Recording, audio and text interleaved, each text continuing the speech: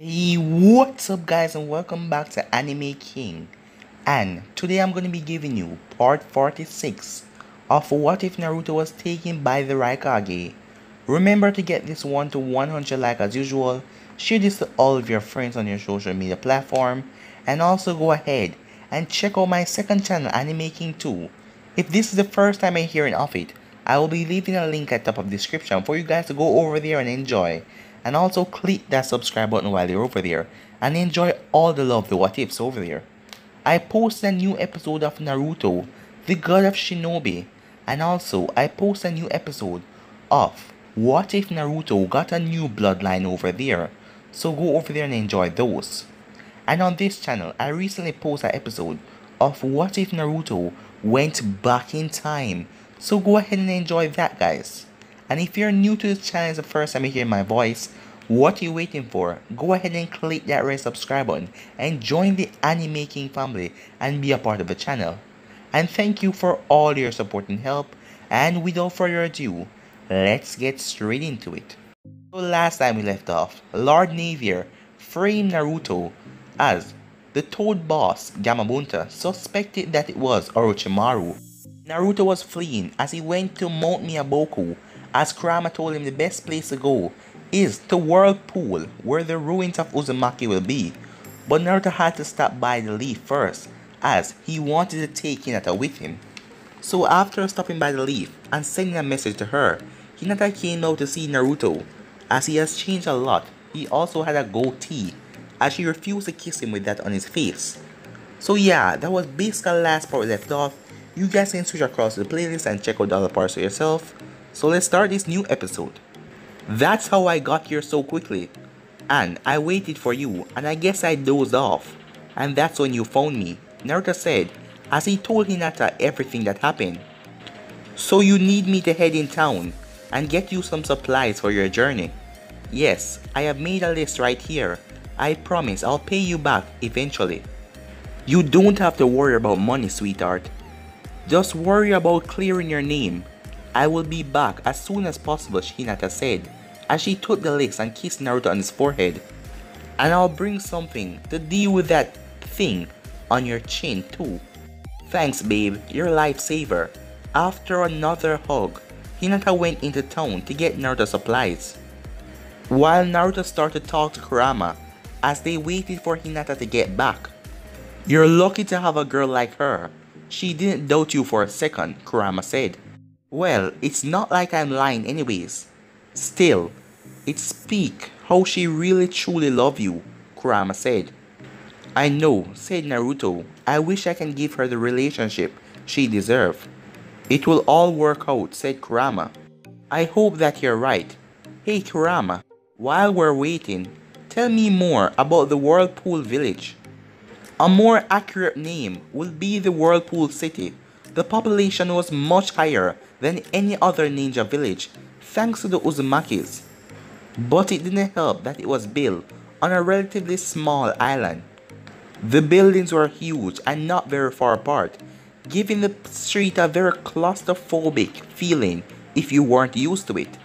That sounds horrible, said Naruto. You only say that because you're used to spread out villages with smaller buildings. The people lived there were so close, practically everyone knew everyone. When you think about it, that is a great thing, because there was a lot of people there. So, the entire village was like one big family, said Naruto. I guess you can say it like that, but it wouldn't be a traditional family, given how they all... As Kurama then went silent. How they all what? Naruto asked. How do I put this respectfully? In the Whirlpool village, everyone had sex with everyone, said Kurama. What? Said Naruto. Well Naruto, reproduction was pushed by the villagers' leaders to boost their ninja ranks. So basically, they were actually the horniest village in the ninja world. I want this conversation to be over now, said Naruto. This is an important thing of your clan's history and your clan culture. You need to listen to this. I wasn't always such a dirty-minded fuck. Mito and your mother made me this way. For the love of God, Just stop, said Naruto. Your mother and father reenacted the scenes from Jiraiya's book, and don't get me started about Mito. I swear every week Hashirama had to form a new bed frame after him and Mito broke it. Screw this, said Naruto as he appeared in the mindscape, as his hands started to glow blue, as he then dropped down the gates on Kurama. That's not funny, said Kurama. Neither is this, said Naruto. I will let you free when we leave. Naruto, this isn't funny. Let me go, Kurama shouted. You should use this time to think about what you've done, said Naruto. Ha ha ha ha. Alright, come on. You made your point, now let me go. I promise I won't mess with you again. Naruto ignored Kurama as he started to fade away out of the mindscape. Well, screw you, Kurama roared out as Naruto completely left. Naruto opened his eyes in the real world, and as he thought, putting the seal back at its full strength allows him to not hear Kurama anymore. That should teach him to mess with me like that. He know I hate it when he talks about mom and dad's sex life. But now I have no one to talk with while I wait for Hinata. Naruto shrugged. Meanwhile, Hinata had already gotten the supplies for Naruto as she entered a small store to get the razor and the shaving cream that he would needed for her to kiss him again because she would not kiss him with that goatee. When she entered, she saw Ino in a skin-tight purple dress. Ino, said Hinata. Oh, hi Hinata, Ino said as she got a little flustered seeing her friend, and Hinata had a feeling that she knew why. The dress was so tight, Hinata could basically see every aspect of her body. Do you have a date tonight? Hinata asked. What gave you that idea? Can't a girl wear some good clothes without being on a date? I guess so. Where is the store clerk? I need to buy some razors. I don't know. I came in and he wasn't here. Strange, isn't it? Then why are you just waiting here? Hinata questioned. As her question was answered as she saw the store clerk coming out of the back room with a box of condoms. You're in luck, we have some, the man said as Ino tried to shush him, but Hinata already here. No date tonight, huh? Hinata said. Ino ignored her as she paid for the condoms, as she then turned, as she was now face to face with Hinata again. As Hinata then sighed and moved out of the way as Ino walked off. With Ino, she arrived as she opened the door as Sai came out. Hello Hino, how would you like our sex to begin tonight? He said out loud. As Ino shushed him, don't say things like that, as she pushed him inside. God, you're dumb sometimes. If my father ever finds out about this, he will kill you. That doesn't sound very pleasant, said Sai. Believe me, he will kill you, said Ino. Well, forget about him. As Ino then pushed Sai on the couch as she jumped on him. Meanwhile, with Hinata and Naruto. First thing first, Hinata said, as she gave Naruto the razor and shaving cream. Naruto took it as he shaved off his goatee, as he looked very sad, but then his mood got lightened as Hinata kissed him. But Naruto didn't let it stop there, as the both of them got hot and heavy as they applied their tongue into the mix. That was awesome, Naruto said, after the two finally break away for air. It was, said Hinata. How long are you going to stay before you head off to your motherland? I am sorry, I wish I could stay for the night, but I don't want to risk anyone finding out that I'm here. You would be in huge trouble if anyone knew about us. I understand, but at least let me get you in your disguise in order, said Hinata.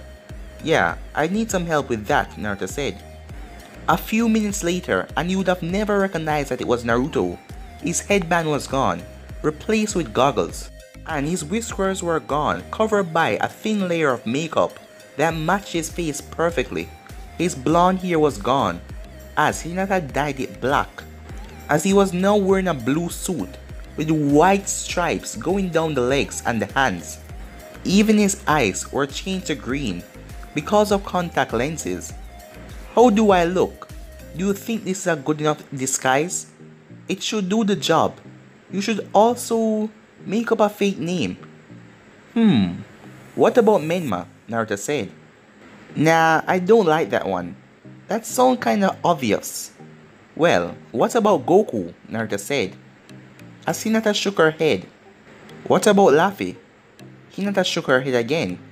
What about Ichigo? He asked. Alright, what about Deku? He asked. As Hinata became more annoyed and annoyed with each name. Stop. Maybe you should just go with Menma. If you say so, Hinata. Tsunade is bound to contact me. When she hear what happened, should I tell her about tonight? Hinata asked. Yes, I trust her well enough. What about Jiraiya? Hinata asked. Tsunade will tell him. I don't want him to know about us because he will probably make us the subject in his next book. If it inspires him to create his next book, I don't really mind, Hinata thought, as she loved reading the Ichi books, but she keep that thought in her mind as she promised Naruto that she will tell Tsunade of what happened. Naruto then packed up his rest of his supplies into storage scrolls and packed them in his bag as he ready to say goodbye. I should be going now. I promised to write you on my way. When I figure out a way to clear my name, I promise you will be the first to know. Be careful, Naruto. I don't know what I will do if anything happened to you. You would probably be an emotional wreck until that uncle friend of yours snaps you out of depression by seeing you downstairs one night and comfort you and then having sex with you. Naruto, Hinata said as she playfully slapped him on the shoulder. Don't worry, I won't blame you for moving on. That uncle woman is hot. That may be true, but you're the best catch of them all, Hinata said as she got close to Naruto as they did a passionate kiss because it's gonna be a long time before she see him again. After they break the kiss, come back to me alive, Hinata said. Don't worry, I refuse to die until I fulfill my dream. To be Raikage? Hinata asked. No, said Naruto. Tapping this ass, Naruto said as he slapped her on the butt, making her blush. As he then disappeared in an impressive show of speed as Hinata activated her Byakugan and keep it on Naruto as long as she could before he was out of range. Hinata then walked home with a faint blush and a smile on her face. Meanwhile, Danzo was questioning two men kneeling in front of him. So Kabuto has indeed gone back to the Sound Village. Yes, sir. Him and the leaders of the Sound Forces have been seen together as they travel to the north away from here. We were unable to confirm why though, a man in a black mask answered. I doubt that Kabuto will be fool enough to think that him and one of Orochimaru's pet could match me. His current objective must not be the revenge that he was seeking. Whatever they are planning cannot possibly be good for the village, sir. I request that you send me and Torin to take care of them now, the other Anvu said. Request granted. Kill Kabuto, but try and take the other Uzumaki alive. He may be of some use to us. Yes, sir, both men said at the same time. Sir, before we leave, I think I need to bring something to your attention. What is it, fool? It's about Sai. I don't think that he is any longer fit to be a part of this organization. Time skip. You wanted to see me, master? Sai said as he kneeled in front of Danzo. Yes, Sai. Come sit with me. We have some things to discuss. Danzo gestured with his one good arm for Sai to sit opposite of him. Sai was worried about the offer, but he did. Your mission was to watch over the last Uchiha. Has it been going well? It has, sir. Sasuke has accepted me as a brother in arm, just as you planned. Excellent. Do you believe that his woman is suitable for the purpose of rebuilding the Uchiha clan? Danzo asked. Yes, sir. Sakura Haruno may be a clanless shinobi, but her natural physical strength that has only been enhanced by her time learning from the Hokage Any chance of the Uchiha taking on multiple wives to make the rebuilding of his clan easier? No. Why not? Danzo asks. Well, Sakura said if she ever catch him cheating on her, she remove the thing that make him a man. Was Sasuke okay with her threatening him in such a way? Danzo asks. He decided to take her on a romantic date to the most expensive restaurant in the village that night. Sir, if you don't have any more questions for me, then I should be leaving. I have to keep up with appearance and join Sakura and Kakashi for our training session. You can leave after we discuss one more topic. I have heard that you have sexual relations with the Yamanaka heiress. Is that true? Yes, sir. It was for the sake of my mission. Sakura and Sasuke wanted to embark on a double date, so I used the opportunity to get closer to Sasuke. Why did you choose the Yamanaka for this double date? You could have asked me to assign one of our female operatives to go with you. Sakura is a close friend of the Yamanaka, so being with her will get into Sakura's good grace and then Sasuke's. After the date, she attempted to seduce me, so I accepted that so there will be a future date. In order to continue the charade of being with her, we have to perform sexual activities on a regular. How long has this been going on? Approximately 3 months, with us having regular sexual encounters 2 times a week.